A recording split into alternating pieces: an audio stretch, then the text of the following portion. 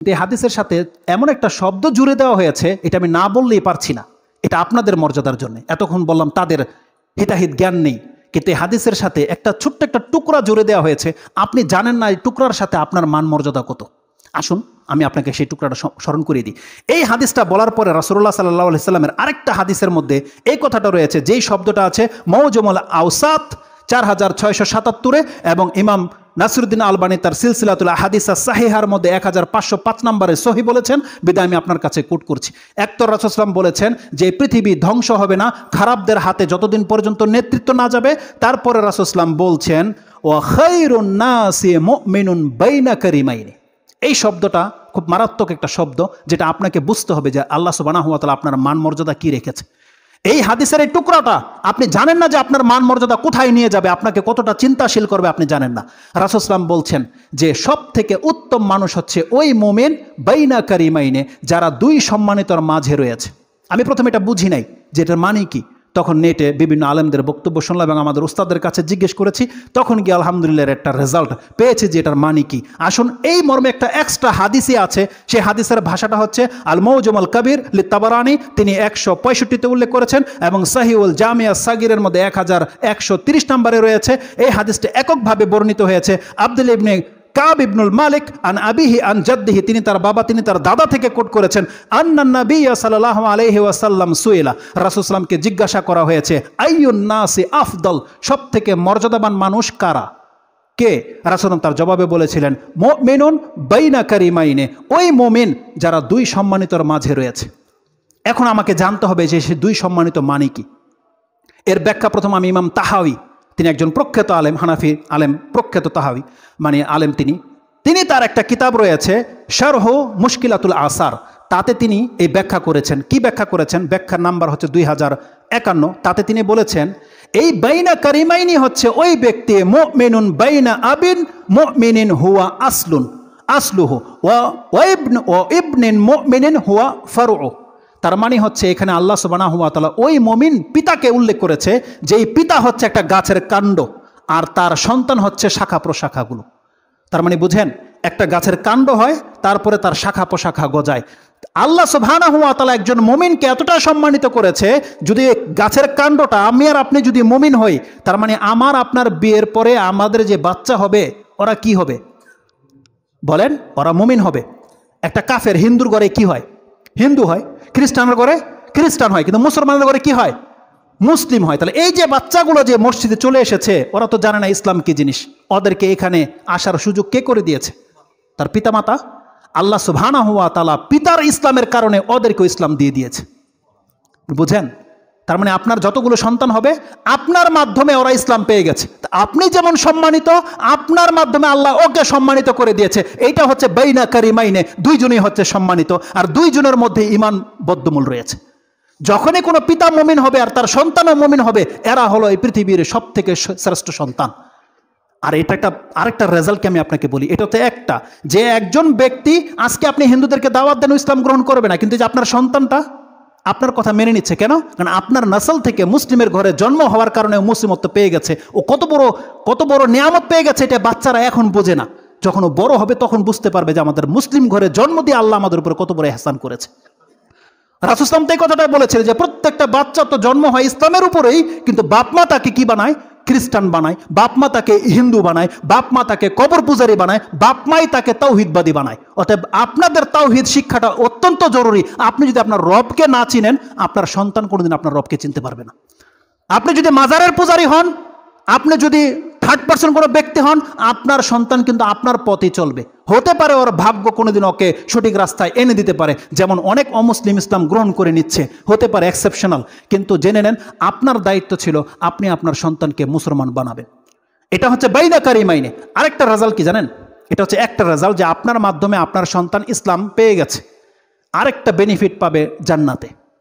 রাসূলুল্লাহ সাল্লাল্লাহু আলাইহি ওয়াসাল্লাম বলছেন এবং কোরআনে আল্লাহ জানিয়েছে, আল্লাহ প্রত্যেকটা ব্যক্তির সাথে এত বড় ইহসান করেছে, এটা আপনার আমার জীবন দিয়ে হয়তো বুঝতে পারবেন না, কিন্তু আমরা যদি আবু বকর, ওমর, উসমান রাদিয়াল্লাহু তাআলা আনহুম আজমাইনদের জীবনী দিয়ে বুঝাই, তাহলে আপনি বুঝতে পারবেন।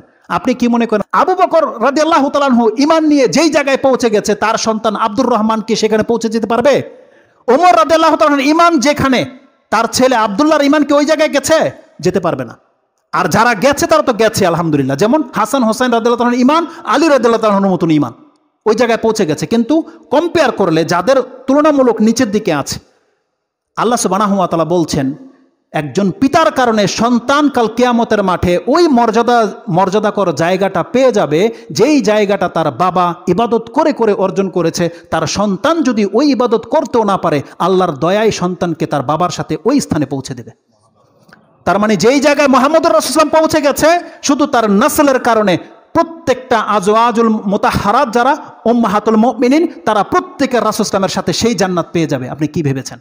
এবং তাদের ঘরের যে সন্তান রুকাইয়া, জাইনাব, উম্মে কুলসুম, ফাতেমা রাদিয়াল্লাহু তাআলা আনহুম আজমাইন, তারা প্রত্যেকে রাসূলের সাথে সেই জান্নাতে যাবে যেখানে রাসূলুল্লাহ সাল্লাল্লাহু আলাইহি ওয়াসাল্লাম পৌঁছে গেছে।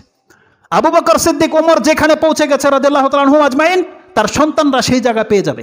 আপনি কি ভেবেছেন? তাহলে একজন পিতা মুমিনের হওয়ার কারণে, তাওহীদবাদী হওয়ার কারণে সে আল্লাহর কাছে যত মর্যাদায় পৌঁছে যাবে, সে যদি তার সন্তানকে অন্তত পক্ষে ইমানের উপরে টিকিয়ে রেখে যেতে পারে, তার সন্তান তার মতো ইবাদত না করতে পারলেও আল্লাহ এই পিতার সন্তুষ্টির কারণে, যাতে তার চক্ষু ঠান্ডা হয়ে যায়, তার সন্তানদেরকে দেখে আল্লাহর দয়ায় সে সন্তানকে ওই জায়গায় দিয়ে দিবে যেই জায়গায় আপনি আমি পৌঁছে যাব। এটা কত বড় একটা দলিল দিয়ে খুতবাটা আমি শেষ করে দিচ্ছি। সেই দলিলটা আপনি নিয়ে নেন কোরআন এবং হাদিস থেকে। আব্দুল ইবনে আব্বাস রাদিয়াল্লাহু তাআলা তিনি বলছেন, ইন্নাল্লাহা লা ইয়ারফাউ যুররিয়াতাল মুমিনি মাআহু ফি দারাজাতিহি ওয়া ইন কানু লাম ইয়াবলুগুহা বিআমালিহি। আল্লাহ সুবহানাহু ওয়া তাআলা একটা নীতি রেখেছে, একজন মুমিন বান্দা আল্লাহর যত বড় ওলি হোক না কেন, সে যেই জায়গায় পৌঁছে যাবে তার চক্ষুকে ঠান্ডা করার জন্য আল্লাহ তার সন্তানকেও তার কাছে ওই দামি জান্নাত দিয়ে দেবে, কেবলমাত্র তার চক্ষুকে ঠান্ডা করার জন্য। যদিও তার সন্তানের সেই ইবাদত নাই, যদিও তার সন্তানের অতটা ইবাদত নাই, কিন্তু তার বাবার কারণে সে ওই মূল্যবান জান্নাত পেয়ে যাবে। লিইউকিররা বিহি আইনুহা, যাতে করে সেই ব্যক্তি তার চক্ষু ঠান্ডা হয়ে যায়, তার সন্তানদেরকে দেখে তার জন্য কোনো কষ্ট না থাকে। তারপরে আব্দুল ইবনে আব্বাস রাদিয়াল্লাহু তাআলা আনহু বলছেন যে রাসূলুল্লাহ সাল্লাল্লাহু আলাইহি ওয়াসাল্লাম আমাদেরকে কোরআনের এই আয়াত পাঠ করে শুনিয়েছেন, ওয়াল্লাযিনা আমানু ওয়াত্তাবাআতহুম যুররিয়াতুহুম বিঈমানিন আলহাকনা বিহিম যুররিয়াতাহুম ওয়া মা আলাতনাহুম মিন আমালিহিম মিন শাই। এই আয়াতটা সূরা তোহার 21 নম্বর আয়াতে রয়েছে। আল্লাহ সুবহানাহু ওয়া তাআলা বলছেন, আল্লাযিনা আমানু, নিশ্চয়ই যারা ঈমান এনেছে, ওয়াত্তাবাআতহুম যুররিয়াতুহুম বিঈমানিন, ইমানের উপরে যারা আছে তার সন্তানরা যদি ইমানের উপরে থেকেও তার বাবার পথ অনুসরণ করে চলে, আল্লাহ বলছেন তার বাবা যেখানে পৌঁছে গেছে আমি ওকে ওইখানে পৌঁছে দেব, আর তার আমলে কোনো ঘাটতি করা হবে না। এই জন্য আল্লাহ সুবহানাহু ওয়া তাআলা যেন প্রত্যেকটা আপনাকে আমাদের প্রত্যেকটা গার্জিয়ানকে আল্লাহ আমাদেরকে মাপকাঠি করেছে। আমরা হলাম প্রত্যেকটা সেই ব্যক্তি, আমরা আমাদের পরিবারের লোকদের জান্নাতের সাবাবও হতে পারি, আমরা আমাদের পরিবারের ধ্বংসের কারণও হতে পারি। এই জন্য আল্লাহ সুবহানাহু ওয়া তাআলা বলছেন, কু আনফুসাকুম ওয়া আহলিকুম নারা, তুমি তোমার নিজেকে বাঁচাও এবং তোমার পরিবারের লোকদেরকে বাঁচাও। অতএব আপনাকে প্রথমে আগে তাওহীদ শিখতে হবে, আল্লাহকে চিনতে হবে, এবং আপনার উপরে দায়িত্ব আপনার পরিবারকেও আপনাকে আল্লাহকে শিখাতে হবে। এটা প্রত্যেকটা পুরুষ এবং প্রত্যেকটা মা তাকে এটা কান খাড়া করে শুনে রাখতে হবে। দেখেন, আপনার ফল্টের কারণে যদি আপনার সন্তানগুলো ধ্বংস হয়, আপনি যদি জাহান্নামী হওয়ার কারণে ওরা জাহান্নামী হয়, কিয়ামতের মাঠে আপনি হবেন সব থেকে ক্ষতিগ্রস্ত ব্যক্তি।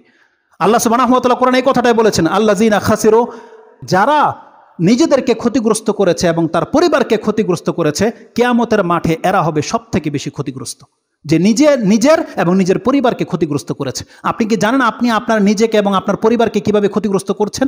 এক তো আপনি ইসলাম শিখছেন না, কোরআন হাদিসের মতে আপনি চলছেন না, আপনি হয়তো কোনো পীরের মুরিদ হয়ে বসে আছেন, আপনি হয়তো কোনো খানকায় গিয়ে সেজদা করেন, আপনার কারণে আপনার স্ত্রীকে নিয়ে গিয়ে তাকেও সেজদা করিয়েছেন, তাকেও ডুবিয়েছেন, আপনিও ডুবেছেন। কিন্তু আপনি যদি একমাত্র আল্লাহর তাওহীদবাদী বান্দা হন, আল্লাহর কাছে একমাত্র চান, আপনি যাকে বিয়ে করবেন তাকে কিন্তু আপনি ওই শিক্ষাটাই দিবেন। আপনার ঘরে কোনো তাবিজ চলবে না, আপনার ঘরে কোনো কালি চলবে না, আপনার ঘরে কোনো টোটকা চলবে না, আপনার চলবেন একমাত্র আল্লাহর ভরসায়। তখন আপনার পরিবারের লোকগুলো কিন্তু আপনার মতোই আল্লাহ সুবহানাহু ওয়া তাআলাকে চিনবে। কিন্তু আপনার মধ্যে যত টোটকা ফোটকা জায়গা করে নেবে, আপনার এই পরিবারগুলো সেগুলোই শিখবে।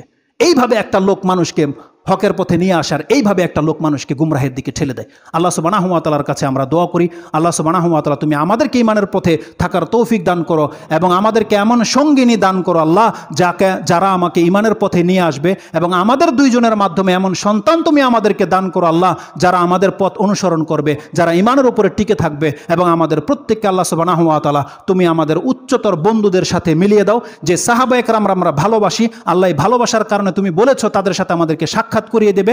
নিঃসন্দেহে আল্লাহ আমরা তোমার নবী মুহাম্মদুর রাসূলুল্লাহ সাল্লাল্লাহু আলাইহি ওয়াসাল্লামকে ভালোবাসি, সাহাবা একরামদেরকে ভালোবাসি। আল্লাহ আমাদের অতটা আমল নাই, আল্লাহ তুমি এই ভালোবাসার কারণে আমাদেরকে সাহাবীদের কাছ পর্যন্ত পৌঁছে দাও। আল্লাহ তাদের যে জান্নাত দিয়েছো আমাদেরকে সেই জান্নাতে পৌঁছে দাও ইয়া রাব্বাল আলামিন। সুবহানা রাব্বিকা রাব্বিল ইজ্জাতি আম্মা ইয়াসিফুন ওয়া সালামুন আলাল মুরসালিন আলহামদুলিল্লাহি রাব্বিল আলামিন।